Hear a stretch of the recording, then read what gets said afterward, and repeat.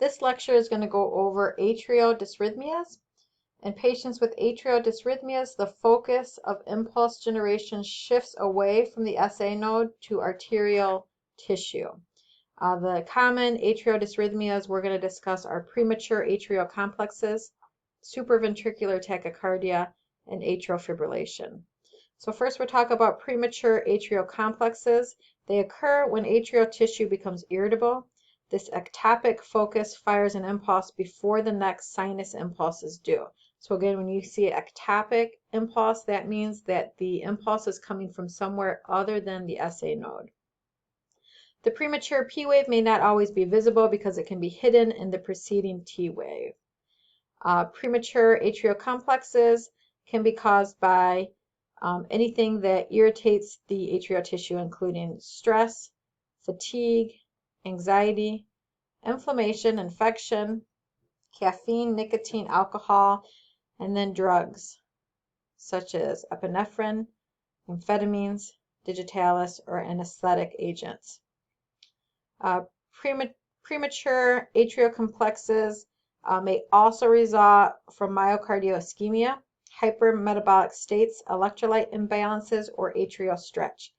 The patient usually has no symptoms except for possible heart palpitations. No intervention is needed except to treat the causes, such as heart failure. If PACs or premature atrial complexes occur frequently, they may lead to more serious atrial tachydysrhythmias and therefore may need treatment. Teach the patient measures to manage stress and substances to avoid, such as caffeine and alcohol, that are known to increase atrial irritability. Administration of prescribed antidysrhythmic drugs may be necessary, and you can review some of those drugs on chart 34-4 in the textbook, and we'll talk about specific drugs as the lecture continues. So the next atrial dysrhythmia we're going to talk about is supraventricular tachycardia. Don't let that word ventricular get you into thinking that it's a dysrhythmia of the ventricles. Supra meaning above, supraventricular tachycardia involves rapid stimulation of atrial tissue at a rate of 100 to 280 beats per minute in adults. During SVT or supraventricular tachycardia, P waves may not be visible. SVT may occur in healthy young people, especially women. It is thought to be caused by a re-entry mechanism in which one impulse circulates repeatedly throughout the atrial pathway, re-stimulating the atrial tissue at a rapid rate. Signs and symptoms depend on the duration of SVT and the rate of ventricular response. In patients with a sustained rapid ventricular response, assess for palpitations, chest pains, weakness, fatigue, shortness of breath, nervousness, anxiety, hypotension, and syncope. Cardiovascular deterioration may occur if the rate does not sustain adequate blood pressure. In that case, SVT can result in angina, heart failure, and cardiogenic shock. With non-sustained or slower ventricular response, the patient may be asymptomatic except for occasional palpitations. If SVT occurs in a healthy person and stops on its own, no intervention may be needed other than eliminating the identified causes. If it continues, the patient may be studied in an electrophysiology study EPS lab. The preferred treatment for recurrent SVT is radiofrequency catheter ablation that will be described later. Vagal maneuvers may be used to try to convert a patient out of SVT. They induce vagal stimulation of the cardiac conduction system, specifically the SA and AV nodes. Although it's not as common today, vagal maneuvers may be attempted to treat supraventricular tachycardias and include carotid sinus massage and Valsalva maneuvers.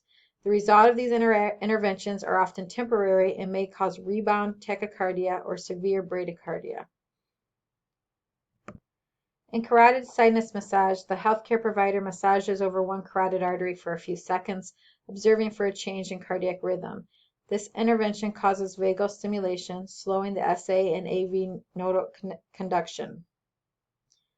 Prepare the patient for the procedure, instruct them to turn the head slightly away from the side to be massaged, and observe for the cardiac monitor for a change in rhythm. An ECG rhythm strip is recorded before, during, and after the procedure.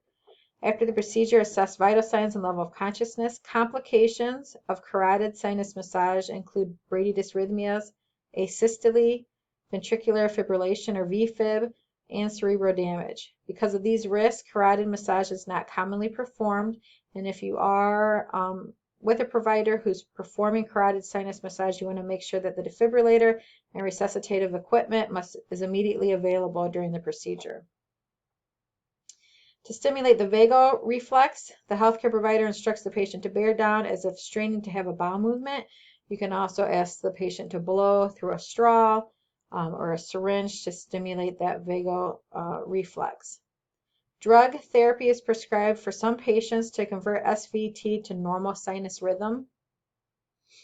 Adenosine is used to terminate the acute episode and is given rapidly over several seconds, followed by a normal saline bolus. So you give the medication quick and then followed by a quick flush.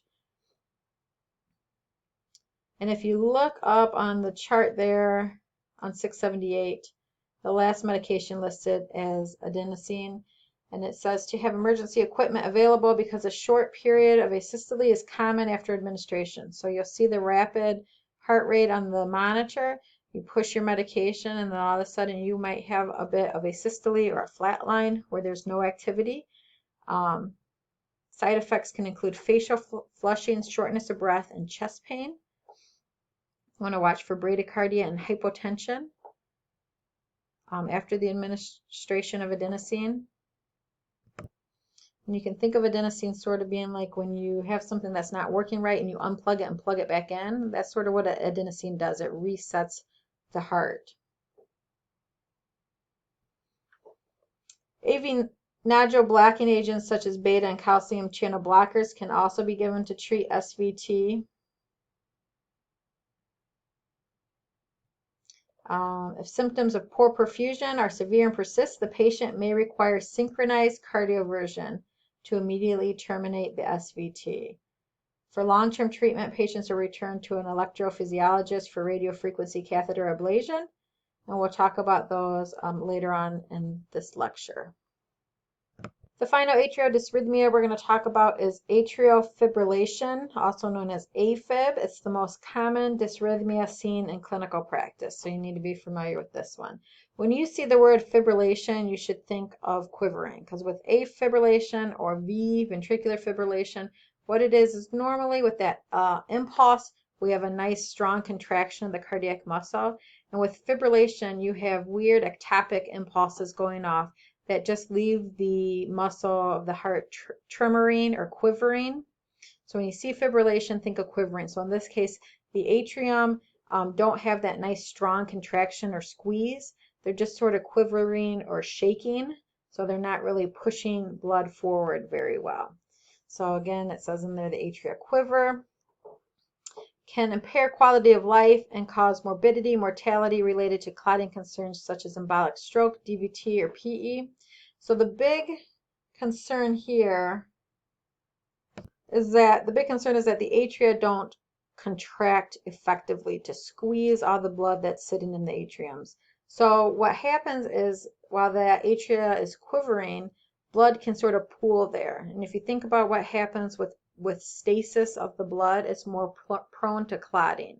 So instead of blood getting squeezed out and pushed along its way, it just pools in a section of the atrium where it can cause clots that can then cause problems with strokes and PE. So when you think AFib, you should always be thinking clots because of that atrium not contracting properly. So that's a big thing we're going to watch for.